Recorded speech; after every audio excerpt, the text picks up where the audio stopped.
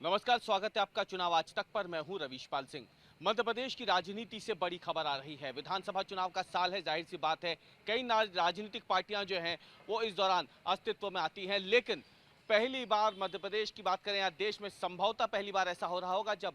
RSS के कुछ बड़े नाम जो आरएसएस के प्रचारक रह चुके हैं वो अब एक राजनीतिक पार्टी अलग से बनाने जा रहे हैं मध्य प्रदेश में, और उन्होंने ऐलान किया है कि वो आगामी विधानसभा चुनाव भी लड़ेंगे। आरएसएस के ये जो सभी पूर्व प्रचारक हैं, जो बड़े नाम भी हैं,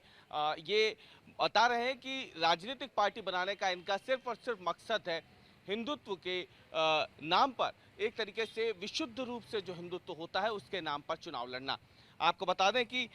इस नई पार्टी में संघ के कई प्रचारक शामिल होंगे। 10 सितंबर को भोपाल में इस पार्टी का गठन होना है और आरएसएस छोड़ चुके इन प्रचारकों का मकसद है कि देश की जनता को हिंदुत्व आधारित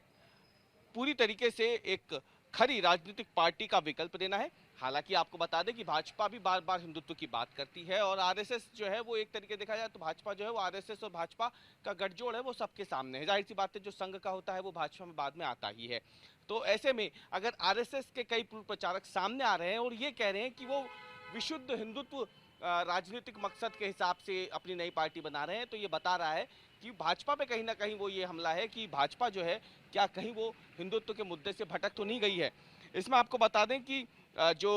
ये कार्यकर्ता है जो संघ के कार्यकर्ता हैं जो छोड़ के आएंगे, ये सभी कार्यकर्ता भारत हित रक्षा अभियान के बैनर तले अब तक सामाजिक आंदोलन चलाते रहे हैं और कई बड़े आंदोलन जो देश में हुए हैं पिछले कुछ सालों में उसको इन्होंने अंजाम दिया है। अब 10 सितंबर को ये सभी जो कार्यकर्ता हैं संघ के पुराने, ये भोपाल में जुटेंगे और पार्टी के गठन की प्रक्रिया को जो है अंतिम रूप इसी दिन भोपाल में दिया जाएगा। इसका नाम जो है पार्टी का उसका रखा गया है जनहित पार्टी, ये नाम तय किया गया है पार्टी का। और इस कार्यकर्ता सम्मेलन के बाद पार्टी के नाम का आवेदन जो है बाकायदा चुनाव आयोग में कर दिया जाएगा रजिस्ट्रेशन के लिए। विधानसभा चुनाव से पहले पूरे मध्य प्रदेश में जगह जगह अपने समर्थकों को चुनाव लड़वाएगी ये पार्टी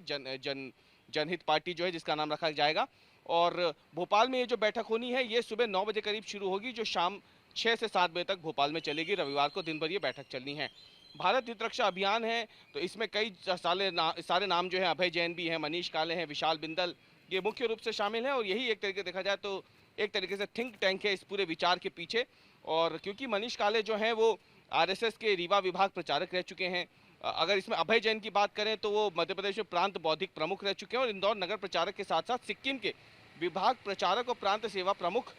भी अभय जैन रह चुके हैं। इसके अलावा आपको बता दें कि विशाल बिंदल जो है भोपाल में साएं बाग प्रचारक रह चुके हैं, फिलहाल वो झारखंड में सक्रिय हैं। इसमें अगर देखा जाए तो डॉक्टर सुभाष बारोट जो इस बैठक में कल शामिल होंगे वो भी 40 सालों से भोपाल में रह करके मध्य प्रदेश के अलग अलग हिस्सों में सामाजिक कार्यों में जुड़े हुए हैं और इनका कहना है कि आरएसएस जो है पूरी तरीके से एक तरीके से अपनी विचारधारा से जो है वो छिटक सा गया है। अब आरएसएस छिटक गया है तो जाहिर सी बात है भाजपा भी जो है छिटक सी गई है, इनको ऐसा लगता है और इसीलिए जो है ये एक अलग पार्टी बना के जनहित पार्टी के नाम से मध्य प्रदेश में चुनाव लड़ने वाले हैं। हालांकि इसका राजनीतिक भविष्य क्या होगा ये तो चुनाव के नतीजे बताएंगे, लेकिन मध्य प्रदेश में आपको बता दें कि प्रमुख रूप से जब चुनाव लड़ा जाता है तो वो सिर्फ भाजपा नहीं लड़ती बल्कि संघ भी लड़ती है। अब ये संघ के ही पूर्व प्रचारक रह चुके हैं। एक तरीके से देखा जाए तो संघ हिंदुत्व के एजेंडे पर ही पूरा चुनाव लड़ता है। मध्य प्रदेश की राजधानी भोपाल से साध्वी प्रज्ञा सिंह ठाकुर को अगर दिग्विजय सिंह के सामने चुनाव लड़ाने का विचार जो था वो संघ से ही आया था। संघ के विचार के अनुरूप ही साध्वी प्रज्ञा सिंह ठाकुर को दिग्विजय सिंह के सामने चुनाव लड़ाया गया और आखिरकार जैसा संघ चाह रहा था, जैसे संघ ने सोचा था, उसी तर्ज पर साध्वी प्रज्ञा सिंह ठाकुर ने दिग्विजय सिंह को चुनाव भी हरा दिया और लाखों मतों के अंतर से चुनाव हराया था लोकसभा का। कुल मिला के देखा जाए तो मध्य प्रदेश के राजनीतिक इतिहास में या देश के राजनीतिक इतिहास में पहली बार ऐसा होने जा रहा है जब संघ से जुड़े हुए जो पूर्व सदस्य हैं वो अपनी एक नई राजनीतिक पार्टी बना रहे हैं। इसका कोई बहुत बड़ा व्यापक असर होगा इसकी संभावना तो कम है, लेकिन हाँ इससे एक संदेश जरूर जाएगा। जो विपक्षी दल हैं भाजपा के, उनके सामने एक तरीके से देखा जाए तो एक थाली में परोस करके एक नया मुद्दा दे दिया जाएगा, क्योंकि कांग्रेस जब कभी भी हिंदुत्व की बात करती है तो उस पर भाजपा की नकल करने का आरोप लगता है। भाजपा के नेता कांग्रेस पे बार बार चुनावी हिंदू कह करके आरोप लगाते आए हैं। अब भाजपा के